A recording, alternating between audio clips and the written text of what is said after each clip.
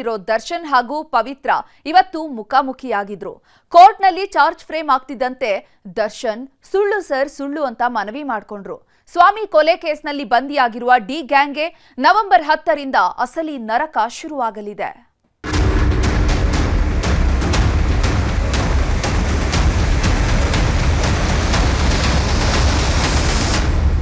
Challenging star Darshan ಪಾಲಿಗೆ ಇಷ್ಟು ದಿನ ಆಗಿದ್ದು ಒಂದು ಲೆಕ್ಕ, ಇನ್ಮೇಲೆ ಶುರುವಾಗುವುದು ಇನ್ನೊಂದು ಲೆಕ್ಕ. ಇಷ್ಟು ದಿನ ವಿಚಾರಣೆ, ಮಹಜರು, ಜೈಲುವಾಸ ಆಗಿದ್ದೆಲ್ಲ ಬರೀ ಸ್ಯಾಂಪಲ್. ಈಗ ಅಸಲಿ ಆಟ ಶುರುವಾಗಲಿದೆ. ರೇಣುಕಾಸ್ವಾಮಿ ಕೊಲೆ ಪ್ರಕರಣ ಚಾರ್ಜ್ ಫ್ರೇಮ್ ಆಗಿದ್ದು ಶೆಡ್ ರಹಸ್ಯ ಒಂದೊಂದಾಗಿಯೇ ತೆರೆದುಕೊಳ್ಳಲಿದೆ. ಇವತ್ತು ಕೋರ್ಟ್ಗೆ ಆಗಮಿಸಿದ್ದ ಎಲ್ಲ ಆರೋಪಿಗಳ ಮುಖದಲ್ಲಿ ಪಾಪ ಪ್ರಜ್ಞೆ ಎದ್ದು ಕಾಣುತ್ತಿತ್ತು. ಅದರಲ್ಲೂ ದರ್ಶನ್ ಹಾಗೂ ಪವಿತ್ರ ಮುಖದಲ್ಲಂತೂ ಸಣ್ಣ ಖುಷಿಯೂ ಇರಲಿಲ್ಲ.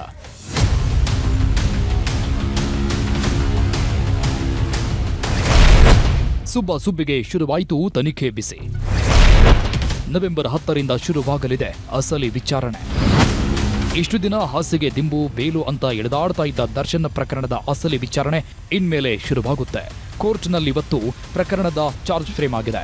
ಹೀಗಾಗಿ ನವೆಂಬರ್ 10ರಿಂದ ಅಸಲಿ ವಿಚಾರಣೆ ನಡೆಸುವುದಾಗಿ ನ್ಯಾಯಾಧೀಶರು ಆದೇಶ ನೀಡಿದ್ದಾರೆ. ಇವತ್ತು ಆರೋಪಿಗಳ ದೋಷಾರೋಪ ಪಟ್ಟಿ ಓದಿದ ಜಡ್ಜ್ ಸುಬ್ಬಿಯ ಕರಾಳ ಕಥೆ ಬಿಚ್ಚಿಟ್ರು. ರೇಣುಕಾಸ್ವಾಮಿ ಕೊಲೆ ಕೇಸ್ನ ಪ್ರಮುಖ ಸೂತ್ರಧಾರಿಯೇ Pavithra Gowda. A2, A3, A10 ಜೊತೆ ಸೇರ್ಕೊಂಡು ಪವಿತ್ರ ಗೌಡ ಸಂಚು ರೂಪಿಸಿದ್ರು. ನಂತರ ಪಕ್ಕಾ ಪ್ಲಾನ್ ಮಾಡಿಕೊಂಡು ರೇಣುಕಾಸ್ವಾಮಿಯನ್ನ ಅಪಹರಣ ಮಾಡಿದ್ರು. ದರ್ಶನ್ ಅಭಿಮಾನಿಗಳ ಸಂಘದ ಅಧ್ಯಕ್ಷನ ಜೊತೆ ಸೇರಿ ಅಪಹರಣ ಮಾಡಿದ್ದರು. ರೇಣುಕಾಸ್ವಾಮಿಯನ್ನ ಚಿತ್ರದುರ್ಗದಿಂದ ಕಾರ್ನಲ್ಲಿ ಕಿಡ್ನಾಪ್ ಮಾಡಿದ್ದರು. ನಂತರ RR ನಗರದ ಶೆಡ್ನಲ್ಲಿ ಅಕ್ರಮವಾಗಿ ಕೂಡಿಟ್ಟಿದ್ದರು. ಶೆಡ್ನಲ್ಲಿ ಇಟ್ಟಿರುವ ಬಗ್ಗೆ A2 ದರ್ಶನ್ ನಿಮಗೆ ತಿಳಿಸಿದ್ರು. ನಿಮ್ಮನ್ನ ಶೆಡ್ಗೆ ಕರೆತಂದಾಗ ಚಪ್ಪಲಿಯಲ್ಲಿ ಹೊಡೆದು ಅಪಮಾನಿಸಿದ್ರು. ಕೊಲೆ ಉದ್ದೇಶದಿಂದ ರೇಣುಕಾಸ್ವಾಮಿಗೆ ಚಪ್ಪಲಿಯಿಂದ ಹೊಡೆದಿದ್ರಿ, ಮಾರಣಾಂತಿಕ ಹಲ್ಲೆ ಮಾಡಿ ಒಂದು ರೂಮ್ನಲ್ಲಿ ಹಾಕಿದ್ರಿ ಅಂತ ಸಲ್ಲಿಕೆಯಾಗಿರೋ ದೋಷಾರೋಪ ಪಟ್ಟಿಯನ್ನ ಜಡ್ಜ್ ಎಳೆಯಾಗಿ ತೆರೆದಿಟ್ರು. ಇನ್ನು ಸ್ವಾಮಿ ಕೊಲೆ ಕೇಸ್ನ A2 ದರ್ಶನ್ ತಲೆ ಮೇಲೆಯೂ ಸ್ವಾಮಿ ತೂಗುಗತ್ತಿ ನೇತಾಡ್ತಿದೆ. ದರ್ಶನ್ ಮೇಲೆಯೂ ದೋಷಾರೋಪಗಳ ಸರಮಾಲೆಯೇ ಇದೆ. ರೇಣುಕಾಸ್ವಾಮಿಯನ್ನ ಶೆಡ್ಗೆ ಎತ್ತಾಕೊಂಡು ಬರ್ತಿದ್ದಂತೆ ದರ್ಶನ್ ರಣರಾಕ್ಷಸರಾಗಿದ್ರಂತೆ. ನನ್ನ ಹೆಂಡತಿಗೆ ಕೆಟ್ಟ ಮೆಸೇಜ್ ಕಳಿಸ್ತೀಯಾ ಅಂತ ಹಲ್ಲೆ ಮಾಡಿದ ದರ್ಶನ್ ರೇಣುಕಾಸ್ವಾಮಿಯನ್ನ ಮೇಲಕ್ಕೆ ಎತ್ತಿ ಕುಕ್ಕಿದ್ರು. ರೇಣುಕಾಸ್ವಾಮಿ ಮರ್ಮಾಂಗಕ್ಕೂ ಒದ್ದಿದ್ರು. ಕೊಲ್ಲುವ ಉದ್ದೇಶದಿಂದಲೇ ಹಲ್ಲೆ ಮಾಡಿದ್ರು. ಅಷ್ಟೇ ಅಲ್ಲ, ರೇಣುಕಾಸ್ವಾಮಿಯ ಪ್ಯಾಂಟ್ ಬಿಚ್ಚಿ ಹಲ್ಲೆ ಮಾಡಿದ್ದಲ್ಲದೆ ಕೆಲವರಿಗೆ ಹಣದ ಆಮಿಷ ತೋರಿಸಿ ತಪ್ಪೊಪ್ಪಿಕೊಳ್ಳುವಂತೆ ಮಾಡಿದ್ರು ಅಂತ ದೋಷಾರೋಪ ಪಟ್ಟಿಯಲ್ಲಿ ಉಲ್ಲೇಖಿಸಿದ್ದಾರೆ. ಕೋರ್ಟಲ್ಲಿ ನ್ಯಾಯಾಧೀಶರು ದೋಷಾರೋಪಗಳ ಸರಮಾಲೆಯನ್ನ ಓದ್ತಾ ಇದ್ದಂತೆ ಕೊಲೆ ಆರೋಪಿ ದರ್ಶನ್ ಹೇಳಿದ್ದೊಂದೇ, ಇದೆಲ್ಲ ಸುಳ್ಳು ಸಾರ್, ನಾವು ಕೊಲೆ ಮಾಡಿಲ್ಲ ಅಂತ. ನನ್ನ ಮೇಲಿನ ಎಲ್ಲ ಚಾರ್ಜ್ಗಳು ಸುಳ್ಳು, ಎಲ್ಲವೂ ಸುಳ್ಳು ಸಾರ್, ಸುಳ್ಳು. ನಾವು ಕೊಲೆಗಡುಕರಲ್ಲ. ಈ ಪ್ರಕರಣದ ತನಿಖೆಗೆ ಲಾಯರ್ ಚೇಂಜ್ ಮಾಡಬೇಕು, ಕಾಲಾವಕಾಶ ಕೊಡಿ ಅಂತ ಮನವಿ ಮಾಡಿದ್ದಾರೆ. ಕ್ರಿಮಿನಲ್ ಪ್ರಕರಣದಲ್ಲಿ ಇದೊಂದು ಪ್ರಕ್ರಿಯೆ ಅಂತ ಕರೀತಿದ್ದಾರೆ, ಅದನ್ನು ಪ್ರೊಸೀಜರ್ ಅದು. ಸೊ ಇವತ್ತು ಎಲ್ಲ ಆರೋಪಿಗಳು, ಜೈಲಲ್ಲಿರುವಂಥ ಆರೋಪಿಗಳು ಮತ್ತು ಬೇಲಲ್ಲಿರುವಂಥ ಆರೋಪಿಗಳು ಹಾಜರಾಗಿದ್ದರು. ಇವತ್ತು ನ್ಯಾಯಾಲಯ ಅಂದರೆ ದೋಷಾರೋಪಣೆಯನ್ನು ಹೊರತಂದರೆ ಚಾರ್ಜಸ್ ಅಂತ ಕರೀತಾರೆ. ಅಂದರೆ ಪೊಲೀಸ್ನವ್ರು ಏನು ಇದುವರೆಗೂ ಇನ್ವೆಸ್ಟಿಗೇಷನ್ ಮಾಡಿ ಚಾರ್ಜ್ ಶೀಟ್ ಹಾಕಿದ್ರಲ್ಲ, ಅದು ಎವಿಡೆನ್ಸ್ ಅಲ್ಲ. ಇವತ್ತು ಕೋರ್ಟ್ ಏನು ಚಾರ್ಜಸ್ ಅಂತ ಒಂದು ಫ್ರೇಮ್ ಮಾಡಿದೆ, ಅದು that is called allegations, charges. ಅದ್ರ ಮೇಲೆ ಇವಾಗ ಕೇಸು ವಿಚಾರಣೆ ಸ್ಟಾರ್ಟ್ ಆಗುತ್ತೆ. ಇವತ್ತು ದೋಷಾರೋಪಣೆಯನ್ನು ಹೊರಿಸಿದ್ದಾರೆ. ಸುಬ್ಬಿ ಅಂದ್ರೆ ಒಂದು ಕಾಲದ ಜೋಡಿ ಹಕ್ಕಿಗಳು. ಸ್ನೇಹದ ಹೆಸರಲ್ಲಿ ಪ್ರೇಮ ಸೌಧ ಕಟ್ಕೊಂಡವರು ಇವರು. ಆದ್ರೆ ಸ್ವಾಮಿ ಕೊಲೆ ಕೇಸ್ನಲ್ಲಿ ಲಾಕ್ ಆಗಿದ್ದೇ ಆಗಿದ್ದು ನಾನೊಂದು ತೀರ ನೀನೊಂದು ತೀರ ಎನ್ನುವಂತಾಗಿದ್ದಾರೆ. ಸ್ವಾಮಿ ಕೊಲೆ ಕೇಸ್ನಲ್ಲಿ ಲಾಕ್ ಆದ ದಿನದಿಂದಲೂ ಇಬ್ಬರ ಮಧ್ಯೆ ಸಂಪರ್ಕವೇ ಇಲ್ಲದಂತಾಗಿದೆ. ಆದ್ರೆ ಪವಿತ್ರ ಗೌಡ ಮಾತ್ರ ದರ್ಶನ್ರನ್ನ ಮಾತನಾಡಿಸೋದು ಬಿಡ್ತಿಲ್ಲ. ಅವಕಾಶ ಸಿಕ್ಕಾಗ್ಲೆಲ್ಲ ದರ್ಶನ್ರನ್ನ ಮಾತನಾಡಿಸೋದಕ್ಕೆ ಪ್ರಯತ್ನ ಮಾಡ್ತಾನೆ ಇದ್ದಾರೆ. ಬರೋಬ್ಬರಿ 2 ತಿಂಗಳ ನಂತರ ದರ್ಶನ್ ಮತ್ತು ಪವಿತ್ರ ಗೌಡ ಮುಖಾಮುಖಿಯಾಗಿದ್ರು.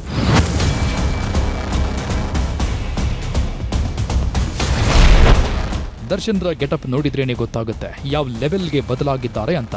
ದರ್ಶನ್ ಹಾಗೂ ಪವಿತ್ರ ಗೌಡ ಇಬ್ಬರು ಹಣೆಗೆ ಕುಂಕುಮ ಇಟ್ಕೊಂಡು ಬಂದಿದ್ರು. ಇವತ್ತು ದರ್ಶನ್ ಗ್ಯಾಂಗ್ ಕೋರ್ಟ್ಗೆ ಬರುತ್ತೆ ಅನ್ನೋದು ಗೊತ್ತಾಗಿ ದರ್ಶನ್ ನೋಡಲು ವಕೀಲರ ದಂಡೇ ಸೇರಿತ್ತು. ಹೀಗಾಗಿ ಕೋರ್ಟ್ ಒಳಗೆ ಬರಲಾಗದೆ ಆರೋಪಿಗಳೆಲ್ಲ ಬಾಗಿಲಲ್ಲೇ ನಿಂತಿದ್ರು. ಕಿಕ್ಕಿರಿದು ಸೇರಿದ್ದ ವಕೀಲರನ್ನ ನೋಡಿದ ಜಡ್ಜ್ ನಸುನಕ್ರು. ನಂತರ ಜಡ್ಜ್ ಸೂಚನೆ ಮೇರೆಗೆ ವಕೀಲರನ್ನೆಲ್ಲ ಹೊರಗೆ ಕಳಿಸಿ ಚಾರ್ಜ್ ಫ್ರೇಮ್ ಮಾಡಲಾಯಿತು. ಕೋರ್ಟ್ನಲ್ಲಿದ್ದಾಗಲೇ ದರ್ಶನ್ರನ್ನ ಮಾತನಾಡಿಸೋದಕ್ಕೆ ಪವಿತ್ರ ಇನ್ನಿಲ್ಲದ ಪ್ರಯತ್ನ ಪಟ್ರು. ಮುಂದೆ ಬರುವಂತೆ ದರ್ಶನ್ಗೆ ಕೈ ಸನ್ನೆ ಮಾಡಿ ಕರೆದ್ರು. ಹೀಗಾಗಿ ದರ್ಶನ್ ಸೀರಿಯಲ್ ಪ್ರಕಾರವಾಗಿ ಪವಿತ್ರ ಪಕ್ಕದಲ್ಲೇ ದರ್ಶನ್ ಬಂದು ನಿಂತರು. ಎಲ್ಲ ಮುಗಿದ್ಮೇಲೆ ದರ್ಶನ್ ಹೊರಟಿದ್ದ ವಾಹನ ಹತ್ತೋದಕ್ಕೆ ಪವಿತ್ರ ಗೌಡ ಹೊರಟಿದ್ರು. ಈ ವೇಳೆ ನಿಮ್ಮ ವೆಹಿಕಲ್ ಇದಲ್ಲ ಅಂತ ಪೊಲೀಸರು ಕರೆದೊಯ್ದ್ರು. ಏನಾಗಿದೆ, ಇವತ್ತು ಚಾರ್ಜ್ ಆಗಿದೆ. ಟ್ರಯಲ್ನ ಡೇಟ್ನ ಫಿಕ್ಸ್ ಮಾಡೋದಕ್ಕೆ ಅಂತ 10/11ಗೆ ಡೇಟ್ ಕೊಟ್ಟಿದ್ದಾರೆ. ಸೊ ಟ್ರಯಲ್ ಯಾವಾಗ ಫಿಕ್ಸ್ ಆಗುತ್ತೋ ನೋಡೋಣ. ಅದಾದ್ಮೇಲೆ ಪ್ರತಿಯೊಂದು ಡೇಟಲ್ಲೂ ವಿಟ್ನೆಸ್ಗಳು ಬರ್ತಾರೆ, ಅದ್ರ ಪರ ಕ್ರಾಸ್ ಎಕ್ಸಾಮಿನೇಷನ್ ನಡೀತಾ ಹೋಗುತ್ತೆ. ನನಗೇನಂದರೆ ಇದೊಂಥರ ಈ ಕೇಸನ್ನು ಒಂಥರ ಸ್ಪೆಷಲಾಗಿ ಟ್ರೀಟ್ ಮಾಡಬಾರ್ದು. ಇದು ಎಲ್ಲ ಕೇಸ್ ಥರನೇ, ಇದು ಒಂದು ನಾರ್ಮಲ್ ಕೇಸ್ ಅಷ್ಟೇ. ಅದೇ ಥರನೇ, ಯಾಕಂದರೆ ಇದೊಂದು ಒಂಥರ ಹೈಪ್ ಆಗಿ ಹೋಗೋದ್ರಿಂದ ಇದೊಂಥರ ಅದನ್ನು ಬೇರೆ ಥರನೇ ಒಂದು ತಗೊಂಡು ಇದೊಂಥರ ಸ್ಪೆಷಲ್ ಕೇಸಾಗಿ ಟ್ರೀಟ್ ಮಾಡಬಾರ್ದು ಅನ್ನೋದು ಒಂದು ಇವತ್ತು ಕೋರ್ಟಲ್ಲಿ ಕೂಡ ನಾವು ಹೇಳಿದ್ದು ಕೂಡ. ದರ್ಶನ್ ನೋಡುವುದಕ್ಕೆ ನೂರಾರು ಅಭಿಮಾನಿಗಳು ಆಗಮಿಸಿದ್ರು. ಕೋರ್ಟ್ ಅಂಗಳಕ್ಕೆ ದರ್ಶನ್ ಬರ್ತಿದ್ದಂತೆ ಡಿ ಬಾಸ್ ಅಂತ ಅಭಿಮಾನಿಗಳು ಘೋಷಣೆ ಕೂಗಿದ್ರು.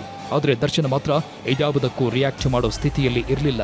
ಒಟ್ನಲ್ಲಿ ಸ್ವಾಮಿ ಕೊಲೆ ಕೇಸ್ನ ಅಸಲಿ ವಿಚಾರಣೆ ಮುಹೂರ್ತ ಫಿಕ್ಸ್ ಆಗಿದೆ. ನವೆಂಬರ್ 10ರಿಂದ ಆರೋಪಿಗಳ ಡ್ರಿಲ್ ಶುರುವಾಗಲಿದೆ.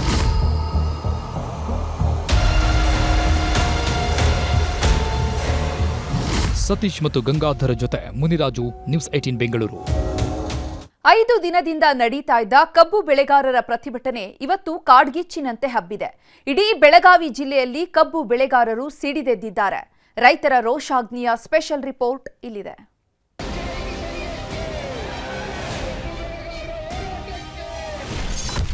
ಧಗಧಗಿಸ್ತಿದೆ ಕಬ್ಬು ಬೆಳೆಗಾರರ ಹೋರಾಟದ ಕಿಚ್ಚು.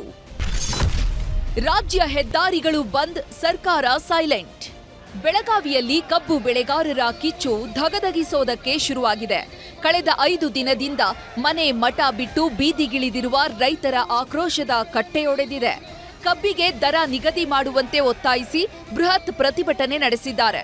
ಜಾಣ ಕುರುಡಿನಂತೆ ಮೌನಕ್ಕೆ ಜಾರಿರೋ ಸರ್ಕಾರದ ನಡೆಗೆ ರೈತರ ರೋಷಾಗ್ನಿ ಧಗಧಗಿಸಿದೆ. ಹೆದ್ದಾರಿ ಬಂದ್ ಮಾಡಿದ ರೈತರು ಸರ್ಕಾರದ ವಿರುದ್ಧ ಕಹಳೆ ಮೊಳಗಿಸುತ್ತಿದ್ದಾರೆ. ಇವತ್ತು ರೊಚ್ಚಿಗೆದ್ದ ರೈತನೊಬ್ಬ ವಿಷ ಸೇವಿಸಿ ಆತ್ಮಹತ್ಯೆಗೆ ಯತ್ನಿಸಿದ್ದಾನೆ. ಬೆಳಗಾವಿಯಲ್ಲಿ ಎದ್ದಿರೋ ಕಬ್ಬಿನ ಕಿಡಿ ಆರೋ ಹಾಗೆ ಕಾಣ್ತಿಲ್ಲ.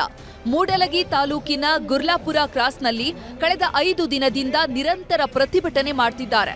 ಪ್ರತಿ ಟನ್ ಕಬ್ಬಿಗೆ 3,500 ರೂಪಾಯಿ ದರ ನಿಗದಿ ಮಾಡಬೇಕು ಅಂತ ರೈತ ಸಂಘಟನೆಗಳು ಪಟ್ಟು ಹಿಡಿದಿದ್ದು ಅಹೋರಾತ್ರಿ ಧರಣಿಗೆ ಕೂತಿದ್ದಾರೆ. ಆದರೆ ಸರ್ಕಾರ ಮಾತ್ರ ಇವರ ಕಷ್ಟ ಕೇಳೋದಕ್ಕೂ ಬರ್ತಿಲ್ಲ. ಚೌಕಾಸಿಗಿಳಿದಿರೋ ಕಾರ್ಖಾನೆ ಮಾಲೀಕರು 3,200 ರೂಪಾಯಿ ನೀಡೋದಾಗಿ ಹೇಳ್ತಿದ್ದಾರೆ. ಆದ್ರೆ ರೈತರು ಕನಿಷ್ಠ 3,400 ರೂಪಾಯಿ ಆದ್ರೂ ಬೆಲೆ ಫಿಕ್ಸ್ ಮಾಡಿ ಅಂತ ಒತ್ತಾಯ ಮಾಡ್ತಿದ್ದಾರೆ.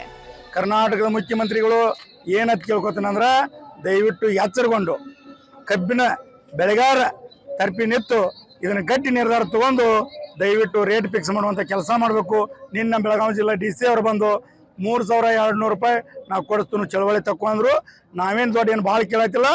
ಇದೇ ಮಹಾರಾಷ್ಟ್ರದಾಗ 3,500 600 ರೂಪಾಯಿ ಕೊಟ್ಟು ಚಾಲೂ ಮಾಡತ್ತಾರ. ನಮಗೂ 3,500 ರೂಪಾಯಿ ರೇಟ್ ಬೇಕಂತೇಳಿ ನಾವು ಗಟ್ಟಿಯಾಗಿ ಹಿಡ್ಕೊಂಡು ಕೂತೀವಿ. ಮತನೂರ ಕ್ರಾಸ್ನಲ್ಲಿ ಶುರುವಾದ ಕಬ್ಬು ಬೆಳೆಗಾರರ ಹೋರಾಟ ಈಗ ಜಿಲ್ಲೆಯಾದ್ಯಂತ ಹಬ್ಬೋದಕ್ಕೆ ಶುರುವಾಗಿದೆ. ಜಿಲ್ಲೆಯ ಎಲ್ಲ ಹೆದ್ದಾರಿಗಳನ್ನ ಬಂದ್ ಮಾಡಿರೋ ಕಬ್ಬು ಬೆಳೆಗಾರರು ಸರ್ಕಾರ ತಮ್ಮ ನಿರ್ಧಾರವನ್ನ ಘೋಷಿಸುವವರೆಗೂ ಹೋರಾಟ ಕೈಬಿಡಲ್ಲ ಅಂತ ಪಟ್ಟು ಹಿಡಿದಿದ್ದಾರೆ. ರೈತರ ಆಕ್ರೋಶದಿಂದಾಗಿ ಚಿಕ್ಕೋಡಿ, ಹಾರುಗೇರಿ ಕ್ರಾಸ್, ಕಮತನೂರ ಗೇಟ್, ಸದಲಗದ ರಾಜ್ಯ ಹೆದ್ದಾರಿಗಳು ಸ್ತಬ್ಧವಾಗಿವೆ. ಯಾವಾಗ ರೈತರ ಆಕ್ರೋಶದ ಕಟ್ಟೆ ಒಡೀತೋ ಜಿಲ್ಲಾಧಿಕಾರಿಗಳು ಕಾರ್ಖಾನೆ ಮಾಲೀಕರ ಜೊತೆ ಸಭೆ ನಡೆಸೋದಕ್ಕೆ ಮುಂದಾಗಿದ್ದಾರೆ. 2 ದಿನದಲ್ಲಿ ಸಭೆ ನಡೆಸಿ ಸಮಸ್ಯೆ ಬಗೆಹರಿಸೋದಾಗಿ ಭರವಸೆ ನೀಡಿದ್ದಾರೆ.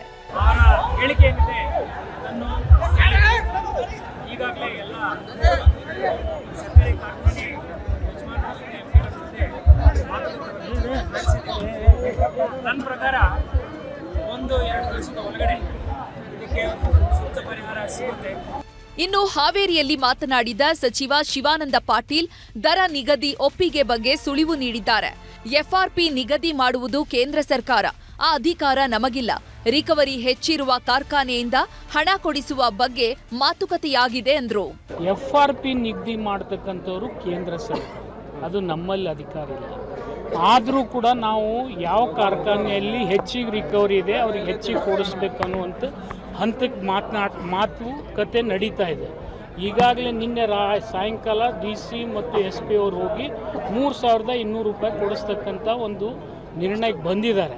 ಇನ್ನೂ ಹೆಚ್ಚಿಗೆ ಆಗ್ತಿದ್ರೆ ಇವತ್ತು ಇನ್ನೊಂದು ರೌಂಡ್ ಕಾರ್ಖಾನೆಯವ್ರ ಜೊತೆ ಮಾತುಕತೆ ಇದೆ. ಅದು ಬೆಳಗಾವಿ ಬಾಗಲಕೋಟೆಗೆ ಸೀಮಿತವಾಗಿ, ಅಲ್ಲಿ ಕೃಷ್ಣಾ ಬೆಲ್ಟ್ನಲ್ಲಿ ಹೈಯೆಸ್ಟ್ ರಿಕವರಿ ಇರೋದ್ರಿಂದ ಅಲ್ಲಿ ಸಾಧ್ಯ ಆಗ್ಬೋದು. ಅದು ಪ್ರಯತ್ನ ಮಾಡ್ತಾ ಇದ್ದೀವಿ. ಬೆಳಗಾವಿಯಲ್ಲಿರೋ ಬಹುತೇಕ ಸಕ್ಕರೆ ಕಾರ್ಖಾನೆಗಳು ರಾಜಕೀಯ ನಾಯಕರದ್ದೇ ಆಗಿವೆ. ಹೀಗಾಗಿ ಸರ್ಕಾರ ಕೂಡ ಅಡಕತ್ತರಿಯಲ್ಲಿ ಸಿಲುಕಿದಂತಾಗಿದೆ. ರೈತರ ಹೋರಾಟಕ್ಕೆ ಮಣಿತಾರ ಇಲ್ವಾ ಅನ್ನೋದನ್ನ ಕಾದು ನೋಡಬೇಕಿದೆ. ರೋಹಿತ್ ಶಿರೋಳ, ನ್ಯೂಸ್ 18 ಚಿಕ್ಕೋಡಿ. ಒಂದೇ ದಿನ ಇಬ್ಬರನ್ನ ಬಲಿ ಪಡೆದಿದ್ದ ಕಿಲ್ಲರ್ ಕಾಡಾನೆ ಕೊನೆಗೂ ಲಾಕ್ ಆಗಿದೆ. ಹೊಲ ಗದ್ದೆಗೆ ಹೋಗೋದಕ್ಕೆ ಭಯ ಪಡ್ತಿದ್ದವರು ನಿಟ್ಟುಸಿರು ಬಿಟ್ಟಿದ್ದಾರೆ. ಆಪರೇಷನ್ ಕಿಲ್ಲರ್ ಕಾಡಾನೆಯ ಸ್ಪೆಷಲ್ ರಿಪೋರ್ಟ್ ಇಲ್ಲಿದೆ.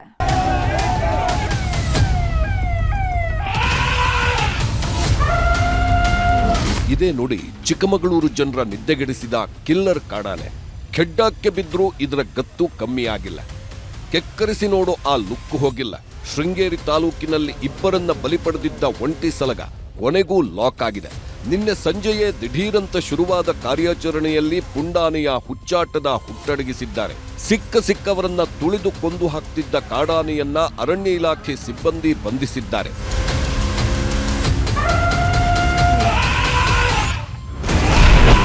ಒಂದೇ ದಿನದಲ್ಲಿ ಆಪರೇಷನ್ ಕಿಲ್ಲರ್ ಆನೆ ಸಕ್ಸಸ್. ಭಗವತಿ ಬಳಿ ಪುಂಡಾನೆ ಪುಂಡಾಟಕ್ಕೆ ಬ್ರೇಕ್.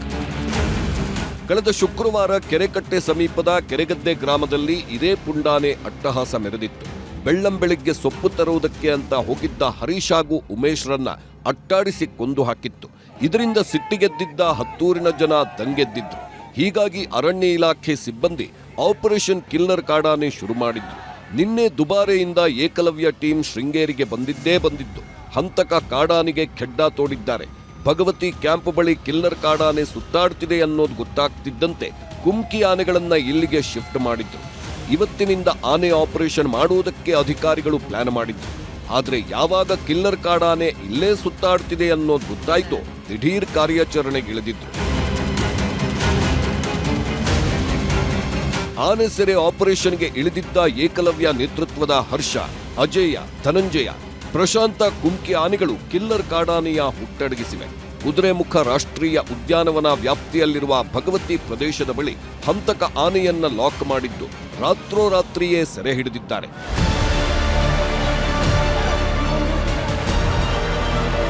ಕಳೆದೊಂದು ವರ್ಷದಲ್ಲಿ ಶೃಂಗೇರಿ ಕ್ಷೇತ್ರದಲ್ಲೇ ಆನೆಗಳು ಮಾಡಿರೋ ಅವಾಂತರಗಳು ಒಂದೆರಡಲ್ಲ. ಆನೆಗಳ ದಾಳಿಗೆ 7 ಜನ ಬಲಿಯಾಗಿದ್ದಾರೆ. ಮೇಲಿಂದ ಮೇಲೆ ಕಾಡು ಪ್ರಾಣಿಗಳು ಹಾಗೂ ಮನುಷ್ಯರ ನಡುವಿನ ಸಂಘರ್ಷ ನಡೀತಾನೆ ಇದ್ದು ಇಲ್ಲಿವರೆಗೆ 2 ಕಾಡಾನೆಗಳನ್ನ ಸೆರೆ ಹಿಡಿಯಲಾಗಿದೆ. ಒಟ್ನಲ್ಲಿ ಕೆರೆಗದ್ದೆ ಜನರ ನಿದ್ದೆಗೆಡಿಸಿದ್ದ ಕಾಡಾನೆ ಕೊನೆಗೂ ಬಂಧಿಯಾಗಿದೆ. ಇಷ್ಟು ದಿನ ಜೀವಭಯದಲ್ಲಿ ಓಡಾಡುತ್ತಿದ್ದವರು ಈಗ ನಿಟ್ಟುಸಿರು ಬಿಟ್ಟಿದ್ದಾರೆ. ಮತ್ತಷ್ಟು ಪ್ರಮುಖ ಸುದ್ದಿಗಳನ್ನ ಕನ್ನಡ ನಾಡಿ ಎಕ್ಸ್‌ಪ್ರೆಸ್‌ನಲ್ಲಿ ನೋಡೋಣ. ಕೊಪ್ಪಳದ ವಾಜಪೇಯಿ ನಗರ ವಸತಿ ಯೋಜನೆಗೆ ಕಾಯಕಲ್ಪ. ನ್ಯೂಸ್ 18 ವರದಿಗೆ ಸ್ಪಂದಿಸಿದ ಸಚಿವ ಜಮೀರ್ ಅಹಮದ್ 2026ರೊಳಗೆ ಮನೆಗಳ ಪೂರ್ಣಗೊಳಿಸುವ ಭರವಸೆ. ಅಂದ್ರಳ್ಳಿಯಲ್ಲಿ ಯುವಕರ ಪುಂಡಾಟ. ನಿಂತಿದ್ದ ಕಾರು ಹಾಗೂ ಆಟೋ ಗ್ಲಾಸ್ ಒಡೆದ ಅಟ್ಟಹಾಸ. ಓರ್ವ ಯುವಕನನ್ನ ಹಿಡಿದು ಪೊಲೀಸರಿಗೆ ಒಪ್ಪಿಸಿದ ಸ್ಥಳೀಯರು.